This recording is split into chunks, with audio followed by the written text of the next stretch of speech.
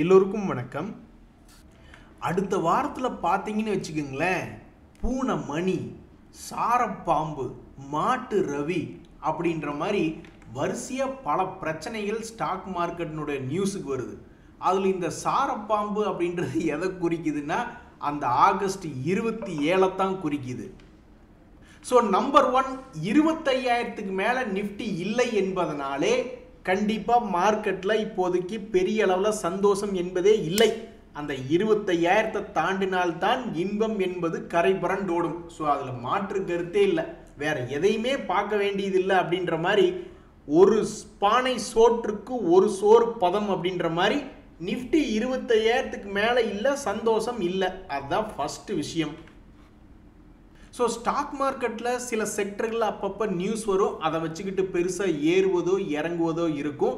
அந்த வகையில் இப்போ என்ன நியூஸ் போயிட்டுருக்கு மார்க்கெட்லினா, இந்த ஜிஎஸ்டியினுடைய ரிஃபார்ம் அதை வச்சுக்கிட்டு இந்த ஆட்டோ செக்டரை தான் பல பேர் பார்த்துட்டு இருக்காங்க. ஒரு உதாரணத்துக்கு இந்த பஜாஜ் ஆட்டோ அப்படின்ற பங்கு சமீபத்தில் வெறும் 10 நாட்களில் 7,800லேருந்து 8,800 வரைக்கும் ஒரு ஷேருக்கு எப்படி விளையாட்டு போல் 1000 ரூபா ஏறி இருக்கான் பாருங்க. ஸோ அப்போ இந்த பங்கு கிட்டத்தட்ட 3 மாதங்களுக்கு முன்னாடி இருந்த விலையை பிடிச்சிருக்கு. கிட்டத்தட்ட 3 மாசமாக இறங்கி கடைசியில் அதை 10 நாளில் திருப்பி பிடிச்சிருக்கான். அப்போ இந்த பங்கு இன்னும் ஒரு 1000-2000 பாயிண்ட்டுகள்னு ஏதாவது ஏறப்போகுதா, அல்லது ஒரு 1000-2000 பாயிண்ட்டுகள் கீழே இறங்க போகுதா அப்படின்னு பார்க்கறதுக்கு ரொம்ப ஆர்வமாக இருக்குது பஜாஜ் ஆட்டோ அப்படின்ற பங்கு. ஸோ அடுத்த வாரத்தில் இந்த ஆட்டோ செக்டர். ஆனால் இங்கே ஒரு முக்கியமான விஷயத்தை கவனிச்சிங்களா, இது பூனை மணி அப்படிங்கிற மாதிரியான ஒரு தகவல். அதாவது இது டொமஸ்டிக் விஷயம், டொமஸ்டிக் ரிலேட்டடான தகவல் ஜிஎஸ்டி ரேட் கட் என்பது. இதுவே வெளிநாட்டு இன்டர்நேஷ்னல்னுடைய இம்பேக்ட் பார்த்தீங்கன்னா அதில் எந்த செக்டர் ஃபோக்கஸில் வருதுன்னா எக்ஸ்போர்ட் ரிலேட்டடான செக்டர். எக்ஸ்போர்ட்டில் எத்தனை இருக்குது பாருங்கள், கார்மெண்ட் இருக்குது, அப்புறம் ஃபுட்டு ரிலேட்டடாகவும் நம்ம எக்ஸ்போர்ட் பண்ணிக்கிட்டு இருக்கோம். மேனுஃபேக்சரிங் பண்ணுறதுல நிறைய நம்ம எக்ஸ்போர்ட் பண்ணுறோம், அது ஏகப்பட்ட ஐட்டம்ஸ் கவர் ஆகுது மேனுஃபேக்சரிங்கில். ஸோ சாரப்பாம்பு என்ன ஆக போகுது அப்படின்றது இல்லை. ட்ரம்ப் அவர்களுடைய பேச்சு இப்போ பார்த்து அவர் எங்கேயும் வெளியே போக மாட்டாருங்க. போனாங்கன்னாக்க ஏதாவது நம்ம ஆளுங்க ஒரு 10 பேர் நிருபர்கள் அங்கே போட்டு ஹலோ இந்தியாவை பற்றி என்ன நினைக்கிறீங்க அப்படின்னு கேட்டால் அவர் இட்ஸ் அ குட் கண்ட்ரி அப்படின்ற மாதிரி தான் சொல்லுவார். அதெல்லாம் தெரியுது, அந்த 25% எக்ஸ்ட்ரா போட்டு அந்த செகண்டரி டாரிஃபை என்ன பண்ண போகிற அப்படின்னு ஒரு ஆள் கேட்டால் பரவாயில்ல. இப்போன்னு பார்த்து மனுஷன் பார்ட்டிக்கோ எங்கேயும் போக மாட்டேங்கிறாப்புல. மாட்டு ரவி சம்பந்தப்பட்ட தகவல்கள் அப்படின்ற மாதிரி எஃப்ஐஸ்னுடைய பையிங் பொட்டன்ஷியலும் ஸ்டாக் மார்க்கெட் மேலே போகணுமா அல்லது கீழே வரணுமா, அல்லது அவங்க எதில் அதிகமாக மெயின்டைன் பண்ணுறாங்க, திடீர்னு ஏதாவது ஒரு பங்கை விட்டு வெளியே வரணும்னா அது என்ன இம்பேக்ட் ஆகணும் பார்க்கக்கூடிய தகவல்கள் இருக்குது அடுத்த வாரத்தில். அப்போ எஃப்ஐஸ் அதிகமாக ஹோல்டு பண்ணக்கூடிய ஒரு உதாரணத்துக்கு எக்ஸைடு இண்டஸ்ட்ரீஸ்ன்றது ஒரு பிரபலமான பேட்டரி கம்பெனி தான். ஸோ இந்த பங்கில் பார்த்தீங்கன்னா 11.47% என்பது எஃப்ஐஸ் வச்சுட்டு இருக்காங்க. இதுக்கு முன்னாடி 13.5%லாம் ரொம்பவுமே ஹையாக ஹோல்டு பண்ணவங்க தான். டிஐ சைடு பெருசாக எதுவும் மாற்றம் இல்லை. ஸோ இப்படி எக்ஸைடு இண்டஸ்ட்ரீஸ் அப்படின்ற பங்கு ரொம்பவுமே ரொம்ப நீ பண்ணுறப்பா அப்படின்னு நம்ம சில நேரங்களில் சொல்லுவோம் இல்லையா, அது மாதிரி நீ ரொம்பவுமே ஓவராக ஒரு குறுகிய வட்டத்துக்குள்ளேயே 2-3 மாதமாக இருக்க. அப்போ நீ என்னைக்கு தான் வெடிச்சு செதறுவ, அது அடுத்தடுத்து வரக்கூடிய வாரங்கள்லையா அப்படின்ற மாதிரி அடுத்த வாரத்தில் எஃப்ஐஸ்னால ரொம்பவுமே ஃபோக்கஸில் இருக்கக்கூடிய நியூஸில் இருக்கக்கூடிய பங்குகளில் இந்த எக்ஸைடு இண்டஸ்ட்ரீஸ் அப்படின்ற பங்கும் வருது.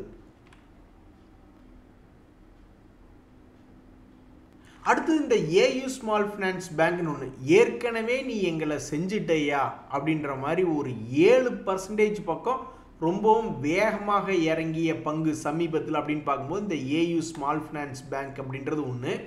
அவனும் வாழ்க்கையில் கோடு போட்டு ரோல் போட்டு விளையாடுறவனா என்னன்றது தெரில. இப்போ வரைக்கும் பெரும்பாலும் ஒரு குறிப்பிட்ட ஒரு 3 வருஷமாகவே ஒரு குறிப்பிட்ட லெவலுக்குள்ளேயே விளையாண்டுக்கிட்டு இருக்கான். அதனால் இந்த பங்கு கீழே விழுகிற மாதிரி இருந்தால் ஸ்மார்ட் மணி கான்செப்டில் இருக்கிறவங்களுக்கு ஜாலியாக தான் இருக்கும். ஸோ கடந்த 15 நாளாக ஒரே நிலையாக ட்ரேட் ஆகி கொண்டு இருக்கக்கூடிய பங்கு அடுத்தடுத்த வாரத்தில் ஏதாவது ஒன்று சொல்லி திடீர்னு இறக்கி விட்டானுங்கன்னா நல்லா தானே இருக்கும் அப்படின்னு பார்த்து கொண்டிருக்கக்கூடிய ஒரு பங்காக இந்த ஏயு ஸ்மால் ஃபினான்ஸ் பேங்க் அப்படின்றது இருக்குது. இதுலேயுமே பார்த்தீங்கன்னா எஃப்ஐஎஸ் 37.68% என்பது ஹோல்டு பண்ணியிருக்காங்க. அதில் ஒரு சுவாரஸ்யமான சம்பவம் என்னென்னா, டிஐஸ் ஆகட்டும் எஃப்ஐஎஸ் ஆகட்டும் 2 பேருமே தங்களுடைய ஹோல்டிங் பர்சன்டேஜ் என்பதை கொஞ்சம் இன்க்ரீஸ் பண்ணியிருக்காங்க சமீபத்தில். டாய் நான் மோசமானவன், நான் அதை விட ரொம்ப மோசமானவன் அப்படின்ற மாதிரி ஜுவல்லரி ரிலேட்டடான பங்குகளில் பார்க்கும்போது வாலட்டிலிட்டியாக இருக்கக்கூடியதான் நிறைய பங்குகள். டைட்டன் ஆகட்டும், கல்யாண் ஜுவல்லர் ஆகட்டும், இந்த மாதிரி நிறைய வாலட்டிலிட்டியாக இருக்கக்கூடிய பங்குகள் தான் அதிகமாக இருக்குது. அந்த வகையில் இந்த கல்யாண் ஜுவல்லர் அப்படின்ற பங்குல என்ன ஒரு சமீபத்திய தகவல் அப்படின்னு பார்த்தீங்கன்னா, எஃப்ஐஎஸ் வந்து கடந்த 3 குவார்ட்டர்களாக தங்களுடைய ஹோல்டிங் பர்சன்டேஜில் பெருசாக எதுவும் சேஞ்ச் இல்லை. கடந்த கிட்டத்தட்ட ஆல்மோஸ்ட் ஒரு வருஷமாகவே நீ என்னமோ பண்ணுப்பா, நாங்கள் உட்காந்து பார்த்துக்கிட்டு இருக்கோம் அப்படின்ற மாதிரி பொசிஷன் அப்படியே மெயின்டைன் பண்ணுறாங்க. டிஐஸ் வந்து இடையில திடீர்னு எதுக்கோ பொசிஷன் பர்சன்டேஜ் குறைச்சாங்க, மறுபடியும் இன்க்ரீஸ் பண்ணிட்டாங்க. ஸோ அவங்க சைடும் பெருசாக மாற்றம் என்பது இல்லை. இப்படி இருக்கக்கூடிய இந்த கல்யாண் ஜுவல்லரி 2025 மட்டும் மிகவும் அருமையாக 2 முறை அற்புதமாக சம்பாரிச்சு கொடுத்துருக்கு. ஸோ இப்போ 3வது முறையாக இதுக்கு முன்னாடி ஜூன் மாதத்தினுடைய லோன்லேருந்து நல்ல ஒரு அருமையான ஹை போனால் இப்போ மறுபடியும் அதே இடத்துல வந்து விழுந்திருக்கான். ஸோ இனி வரக்கூடிய மாதங்களில் இப்படி இன்னொரு மூவ்மெண்ட் இப்படி பண்ணால் நல்லா இருக்குமே அப்படின்னு பல பேர் பார்த்துக்கிட்டு இருக்காங்க. ஒரு 500 ரூபாயிலிருந்து ஒரு 600 ரூபா போனால் நல்லா இருக்குமே அப்படின்னு பார்த்துக்கிட்டு இருக்காங்க. அப்படி பண்ண போகுதா, அல்லது வழக்கம் போல் இந்த 2025 எக்ஸ்ட்ரீம் லோ இப்போதைக்கு ரெஜிஸ்டர் ஆகிருக்கிறது சார்ட்டில் அப்படின்னு பார்த்தீங்கன்னா 400 ரூபா பக்கம். ஸோ இங்கிருந்து 100 ரூபா ஏறப்போகுதா அல்லது 100 ரூபா இறங்க போகுதா பாருங்கள். வாழ்க்கையில் எப்படி ஒரு வாலட்டிலிட்டி அடுத்த 6 மாதங்களில் பாருங்கள். அடுத்து வரக்கூடிய நாட்களில் இந்த கல்யாண் ஜுவல்லரி ஏறுறது 100 ரூபாயா அல்லது இறங்குறது 100 ரூபாயா அப்படின்னு தெரிஞ்சுக்கிறதுக்கு மக்கள் ரொம்ப ஆர்வமாக இருக்காங்க. ஏன்னா இந்த ஒரே வருஷத்தில் மட்டும் 2 முறை 400 to 600 400 to 600 2 தடவை சம்பாரிச்சு கொடுத்துட்டான். அதுலேயே ஒரு ஷேருக்கு கணக்கு பார்த்தோம்னா 200 + ஒரு 200 அதுலேயே 400 ரூபா அப்படின்றதாச்சு. அப்போ 3வது தடவையே நீ என்ன பண்ண போகிற அப்படின்றதான் இப்போ ஒரு மிகப்பெரிய கேள்வி கல்யாண் ஜுவல்லர் அப்படின்ற பங்குல. இந்த விஷால் மெகா மார்ட் அப்படின்றது பெருசாக ஃபேமஸ் ஆகாத பங்கு. ஏன்னா அது டிவிடெண்டே கொடுக்கல. நீ டிவிடெண்டே கொடுக்காம வண்டி ஓட்டிக்கிட்டு இருக்க பார்த்தியா அப்படின்ற மாதிரி டிவிடெண்ட் கொடுக்காத ஒரு பங்காக இருக்கிற இந்த சமயத்தில் ஏதோ ஒரு காரணம், என்ன காரணம் அப்படின்றது தெரியல, எஃப்ஐஎஸ் வந்து தங்களுடைய ஹோல்டிங் பர்சன்டேஜ் 7லிருந்து 13% அப்படின்றது இன்க்ரீஸ் பண்ணியிருக்காங்க. டிஐஸ் வந்து 12லிருந்து 27% என்பதாக மாற்றிருக்காங்க. இது எதனால் அப்படின்றது தெரியல. பட் இந்த பங்கெல்லாம் ஆல்ரெடி தன்னுடைய ஹையை முத்தமிட்டு கொண்டுள்ளது. 100 ரூபாய் எங்கே சமீபத்தில் இந்த வருஷத்தில் மார்ச் மாதத்தில் 100 ரூபாய் எங்கே, இப்போ இருக்கக்கூடிய 150 ரூபாய் எங்கே. ஸோ அடுத்து வரக்கூடிய நாட்களில் உச்சியில் வந்துட்டதா அல்லது இன்னும் அதனுடைய உச்சி இருக்கா என்னன்னு தெரியாமல் அடுத்த வாரத்தில் ஃபோக்கஸில் இருக்கக்கூடிய பங்குகளில் எஃப்ஐஸ் அதிகமாக ஹோல்டிங் பண்ணி வச்சுருக்கக்கூடிய பங்குகளில் இந்த விஷால் மெகா மார்ட் அப்படின்ற பங்கு அடுத்த வாரத்தில் அடுத்தடுத்த வாரங்களில் இவன் என்ன பண்ண போகிறான் அப்படின்னு தெரிஞ்சுக்கிறதுக்கு மக்கள் ஆர்வமாக இருக்காங்க.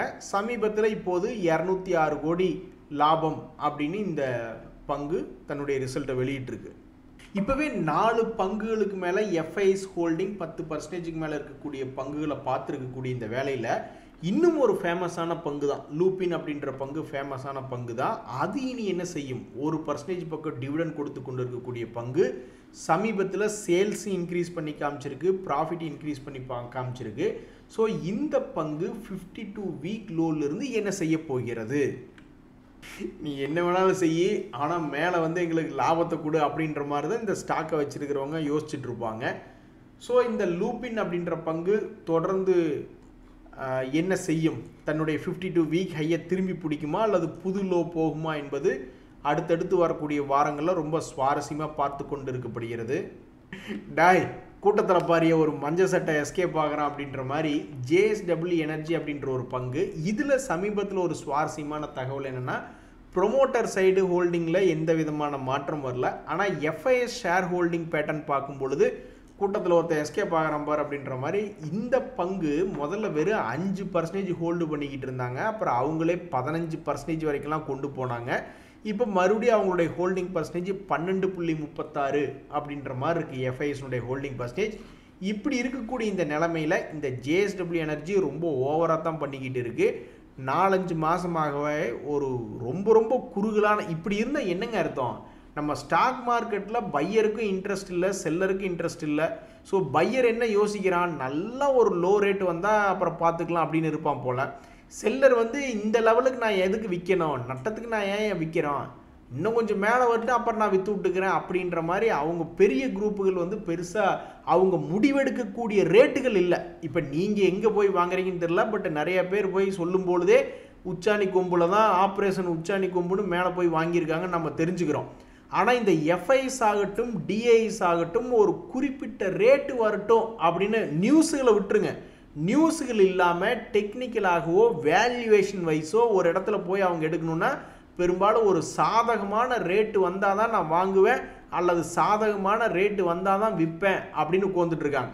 அப்போ அவங்க 2 பேருமே உள்ள களத்தில் இறங்கல, இன்ட்ரெஸ்ட் காமிக்கல அப்படின்னா அப்புறம் இப்படி தான் நேர்கோட்டில் ஓடிக்கிட்டு இருக்கும், ஒன்றும் பெருசாக உபயோகம் இல்லை.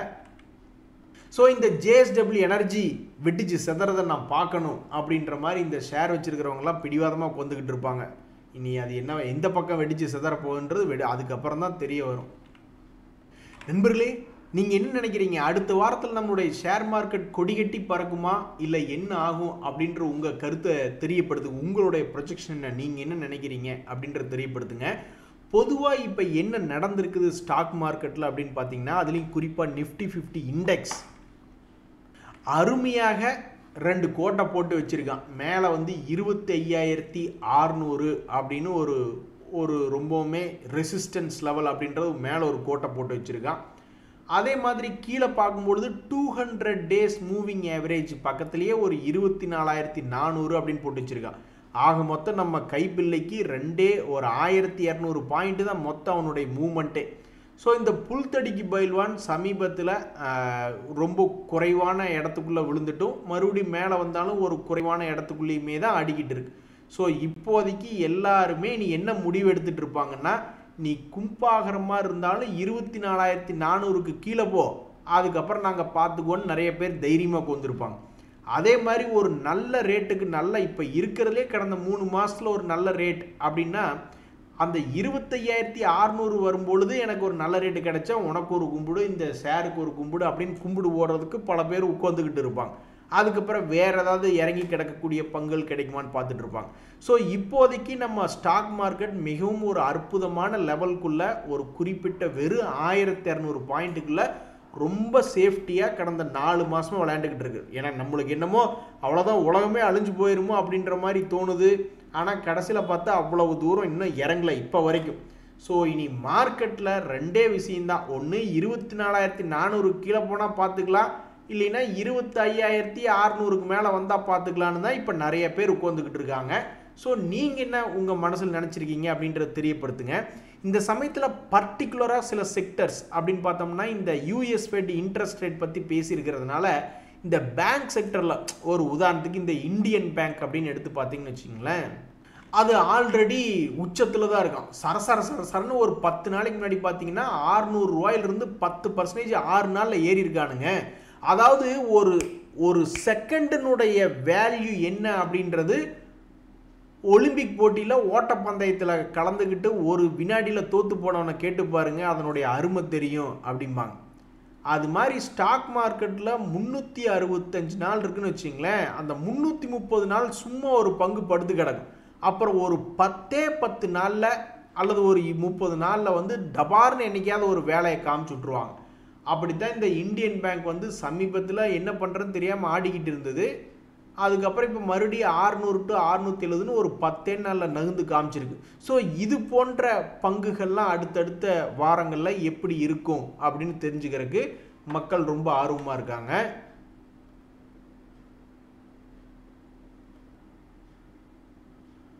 நண்பர்களே, இப்போ ஒரு மிகப்பெரிய ஒரு வரலாற்று சம்பவம் என்பது நடந்திருக்கு. பொதுவாக இந்தியர்களுடைய மனசு கட்டமைப்பு எப்படி இருக்குன்னா நெகட்டிவ். அதனால தான் மீடியாக்கள் வந்து அந்த நாடகத்தில் நெகட்டிவாக கொண்டு வர்றது, அதாவது ஒரு நல்ல குடும்பத்தை கெடுக்கிறதுக்கு ஒரு கெட்ட பொண்ணு வருது அப்படின்ற மாதிரி, இல்லைன்னா ஒரு கெட்ட குடும்பத்தை காப்பாற்றுறதுக்கு ஒரு நல்ல பொண்ணு வருது அப்படின்ற மாதிரி ஏதாவது. ஆனால் நெகட்டிவ் இருக்கிறது நெகட்டிவாக தான் ஏதாவது நியூஸுகளையோ அந்த மாதிரி காமிச்சிக்கிட்டு இருப்பாங்க.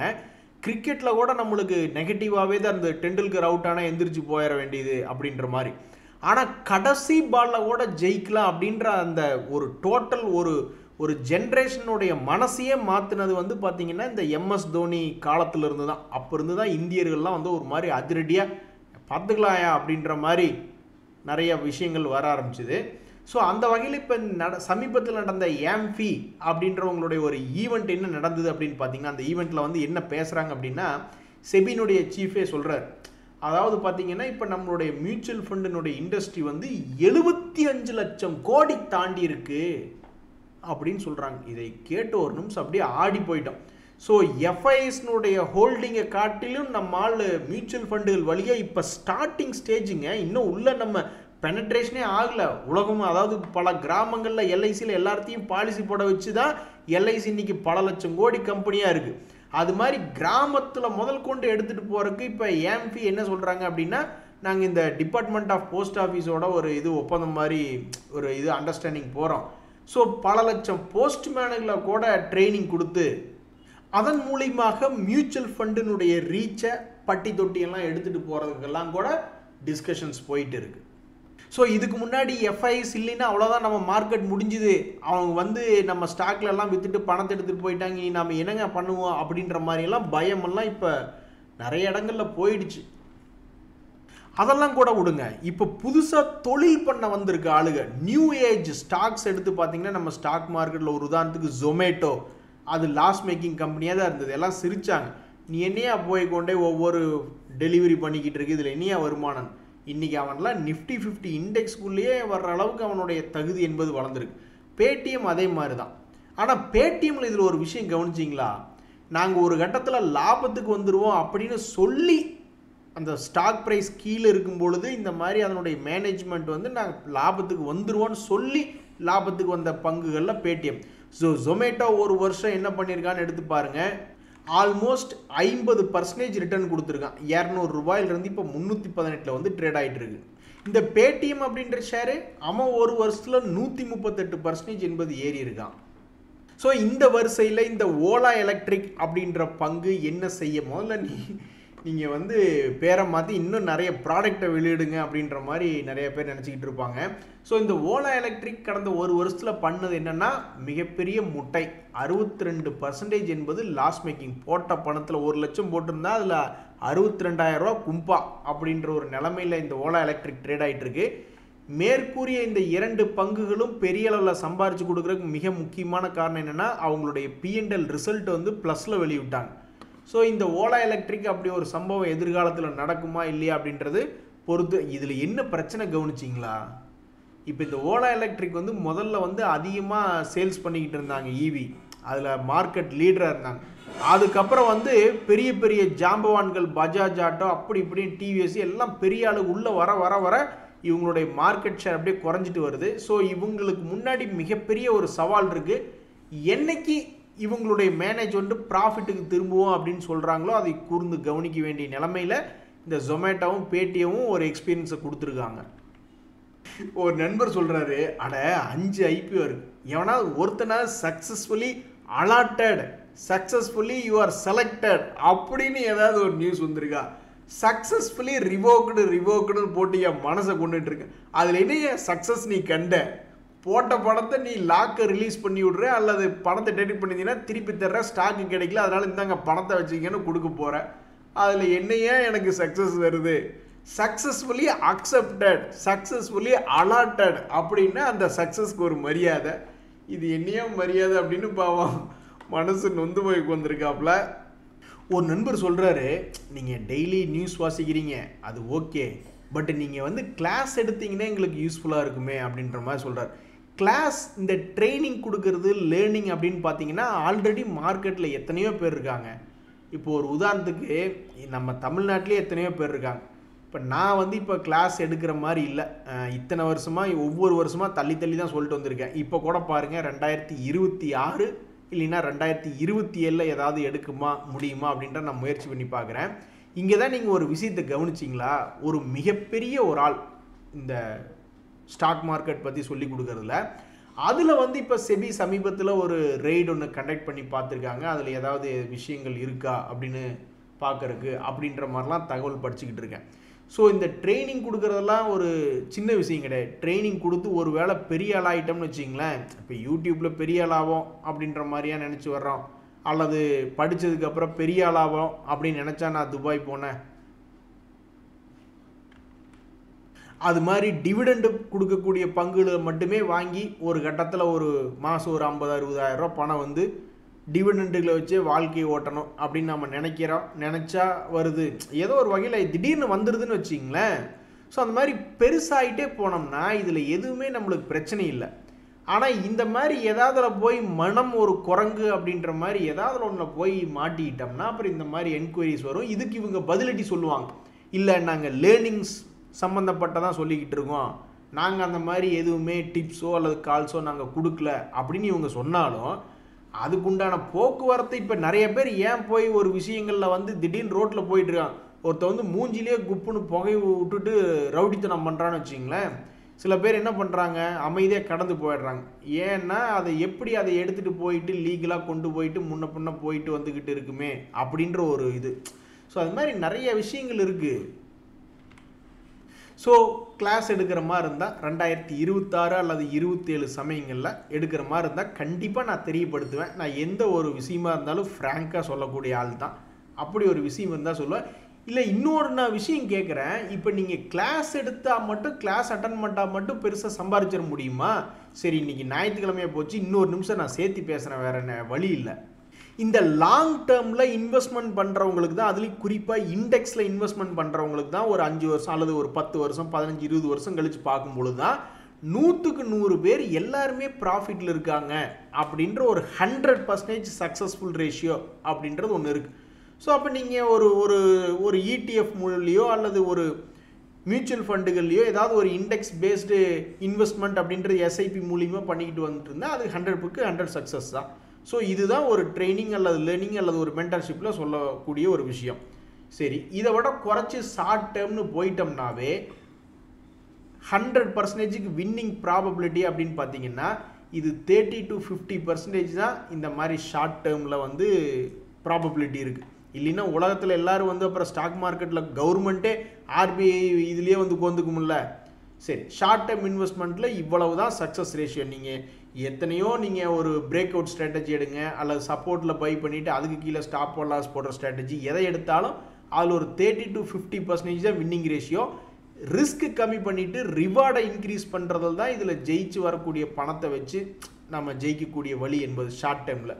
சரி, ஒரு ஸ்விங் ட்ரேடிங்கில் ஒரு 1 day to 1 week அல்லது 1 monthக்குள்ளே க்ளோஸ் பண்ணுற மாதிரி இருந்தால் நீங்கள் 40 ஷேரை ஸ்விங் ட்ரேடிங்க்கு எடுத்து வச்சு பார்க்குறீங்க அப்படின்னா அதில் எனக்கு தெரிஞ்சு ஒரு 4 பேர் தான் கடகடன்னு ஒரு சப்போர்ட்லேருந்து மேல் நோக்கி ஏறி வர்றவனோ அல்லது ஒரு பிரேக் அவுட்லேருந்து கீழே ஸ்டாப் லாஸ் அடிக்காமல் ஏறுறவனையோ நான் பார்த்துருக்கேன்.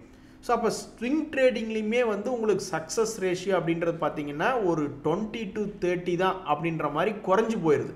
ஸோ அப்போ இதெல்லாம் எப்படி வெறும் 20-30% ப்ராபபிலிட்டி வச்சு ஜெயிக்க முடியும்னா ரிஸ்க்கு கம்மியாக எடுத்துகிட்டு ரிட்டர்ன் அதிகமாக கிடைக்குமா அப்படின்ற மாதிரி தான் இங்கெல்லாம் பார்க்க முடியும். ஸோ இங்கேயும் ப்ராபபிலிட்டி வின்னிங் ப்ராபபிலிட்டின்றது 20-30 தான்.